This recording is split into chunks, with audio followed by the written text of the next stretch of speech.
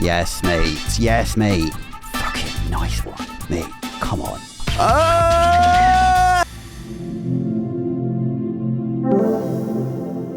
There is something about the way a PS1 game looks that is just timeless. Obviously, it's subjective, but for me, there is no better aesthetic than the one that Sony was putting out between the years of 1994 and 2000. Yes, those were the years that I peaked. Yes, the year 2000 was the last time I felt safe. And no, I don't want to talk about The Simpsons past season 8. I would rather die. The PS1 era is the best looking era in gaming history, and that is simply because it was the most stylish. Now, I love the Mega Drive, the SNES, the Master System, the Game Gear, but until the PS1, games just weren't all that serious. Like, seriously, what was there that wasn't goofy as fuck? Comic Zone? Streets of Rage? World of Illusion starring Mickey Mouse and Donald Duck? The most mature games of the time, your Chrono Triggers, your Earthbounds, your Link to the Past, they are bold, bright, beautiful, lovingly designed and iconic beyond measure. But they're for babies. And I'm a big boy who wants to play big boy games like the big boys across the street. And I don't want this baby shit, thank you very much. Get out of here, Rocket Knight Adventures. My 13-year-old palate is simply too refined for your crude form, and I shun you from my extremely mature and advanced vision. What I'm trying to say is that the PS1 was the first console that didn't feel like it had to drape its visual themes in the thin veil of being primarily aimed at children. The PS1 felt like it was made for adults. Now, obviously it wasn't, and Sony was banking on being able to target the yet untapped adult markets whilst also double dipping into the incredibly lucrative market of advertising adult themes to young and impressionable children, one of which was me. But more than that, the arrival of the PS1, to me at least, felt like the first time it started to become somewhat acceptable to be a gamer. That gaming was no longer just for babies, that it was mature and adult and sexy. To my mind, the dawn of the PS1 era was signalled by a much more mature visual style. It was the first time that games weren't defined in their form by soft shapes, bright infantile colours, and goofy little guys. There were guns, tits, and typewriters. It was drab, it was grey, it was foggy. The very first thing that comes to mind when I think of how a PS1 game looked is that fucking fog. GTA 3, Silent Hill, Parasite Eve, all games with a draw distance of about 3 inches. But it doesn't matter because they're just vibey, right? There's a certain quality to it that alludes to there being more to the world than you can actually see. It's like the promise of the unknown. By obscuring what it wasn't able to render, the PS1 in a way delivers beyond its capability. The most stellar example of which I can think of is Ridge Racer! The original game was a PS1 launch title, and don't get me wrong, it was crazy impressive for the time. But even then, we'd all kind of acknowledged that it looked kind of like hot dog shit. I mean, by then, we'd all seen the modern marvel that was Reboot, and compared to that flawless and photorealistic utilization of 3D graphics, Ridge Racer just looked kind of shit.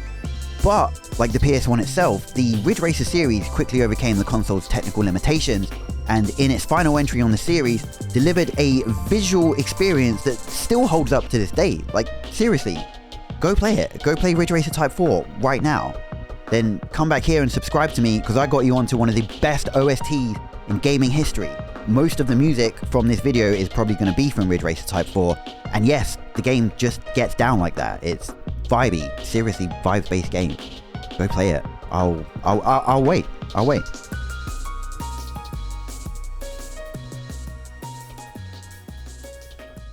There's no way you'll fit that in there. Holy fucking sh! And Ridge Racer is just one example. Tekken started out life as a Prospero Metamorphosia simulator and ended with one of the best looking games on the console. Gran Turismo oozes sex appeal.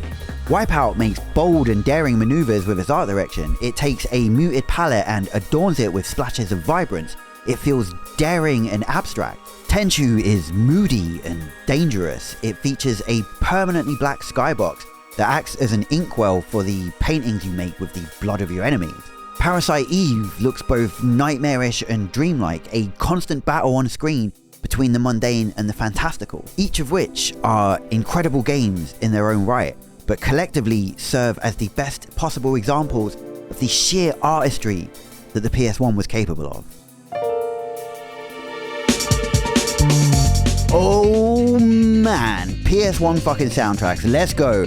I am a big music boy. I enjoy a pleasant series of notes. I like a time signature or two, and let me just tell you, there is no console out there that could ever even so much as touch on the level of greatness of the average PS1 soundtrack. Wipeout, Tekken, Gran Turismo, Metal Gear Solid, Loaded, DDR, Music 2000. I simply cannot comprehend another generation of consoles ever having such a consistent banger to flop ratio. I genuinely, honestly pity anybody born after the PS1 era. Oh fuck, am I unk?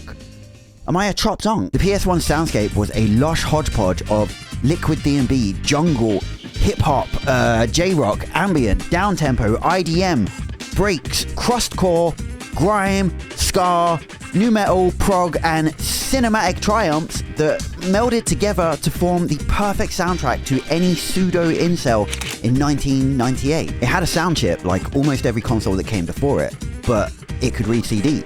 Now, I like a sound chip, I really do, but because a sound chip is a sort of shitty synthesizer, it has a somewhat limited range in the amount of sounds that it can actually produce. You know a chiptune the second that you hear it, in the same way that you know reggae has an upstroke on the downbeat, jungle has an amen break running all the way through it, and country music is sung by a racist. You know a chiptune as soon as you hear the bleeps and the bloops and those dope little snare rolls, the little beat crush ones that they love to do, and that's great, it's iconic and distinctive.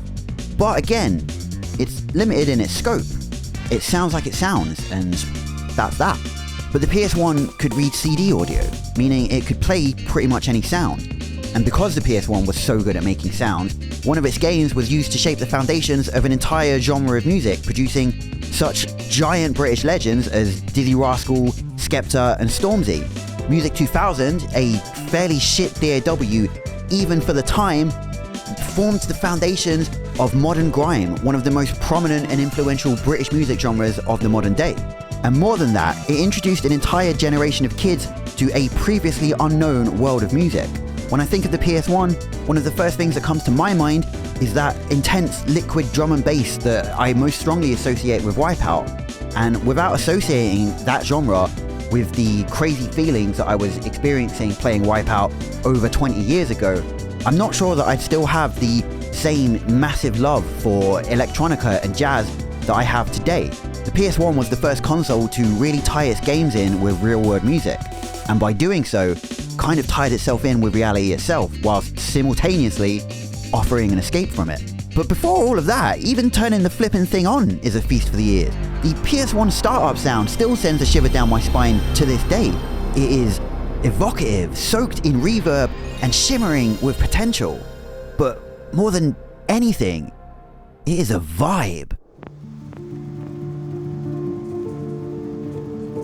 Much like money and impotency for Donald Trump, the true powerhouse of the PS1's aesthetic appeal doesn't lie solely in its sights and sounds independent of each other, but in the collective experience of them both.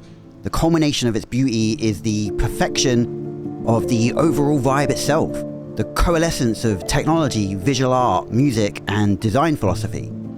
The PS1, down to the form of the console itself, is a cohesion of contradictions, a stark, sharp cage of a rectangle softened by the circle in its center, a series of rounded, gentle, and inviting bevels made harsh by a row of unwanted spikes, a drab grey slab sparingly bejeweled in pink and blue and green.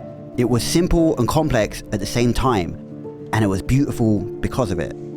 Metal Gear Solid was visually a somewhat confusing mess. Snake's face had about 4 pixels to it.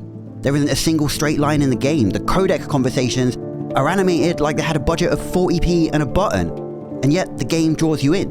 To this day, it still allows for the total immersion of the player because of the vibes. It looks like a collection of low poly turds, but those turds are steeped in a neon glow of blues and purples and greens that convey an artistic vision. From the font choice to the way the characters move, Metal Gear Solid is an exercise in vibes over substance, and it is all the better for it. Hideo Kojima has never written a cohesive story in his life, but goddamn if it isn't a joyful experience to lose yourself in his world of pointless, unedited bibble and horny, over-sexualized knuckle-dragging. Final Fantasy VII fills 90% of its screen time with ugly little chibi homunculi that have the visual appeal of a weeping arsewort. But those arseworts find themselves dotted around gorgeous and sweeping pre-rendered backgrounds and draped in a soundtrack that exudes some of the hardest vibes of all time. Silent Hill has no more than 12 polygons on screen at any time and still scares the absolute tits off me by using its atmosphere and its vibes to evoke more than it is capable of displaying. The PS1 back catalogue is a sheer tour de force in vibes that remains untouched to this day. There are better games today, there absolutely are. We are in a golden age of gaming almost purely because of a booming and consistently creative indie scene that shatters conventions and innovates to the point where some games can now rival traditional art in terms of artistic and emotional resonance. But in terms of vibes, the PS1 easily clears it, which I think is exemplified by the emergence of PS1 core within the modern indie scene itself. Dread Delusion, Crow Country, Zero Protocol, Signalis, Mouthwashing, all incredible games aiming to replicate the feel of the PS1 specifically by emulating its wobbly textures, overlaying scanlines, or adding entirely unnecessary fog. And they're all games that focus primarily on the vibe. The PS1 has this kind of pseudo-adult energy surrounding it. It feels like puberty, it feels like a rebirth, like a new beginning. It is the death of the boy and the emergence of the man. It's going from Sonic the Hedgehog, which is infantile, gibbering, moronic idiocy, to Siphon Filter, which is a totally serious game for grown-up men with business jobs. Yes, my shriveled little boy testes did descend during the PS1's life cycle.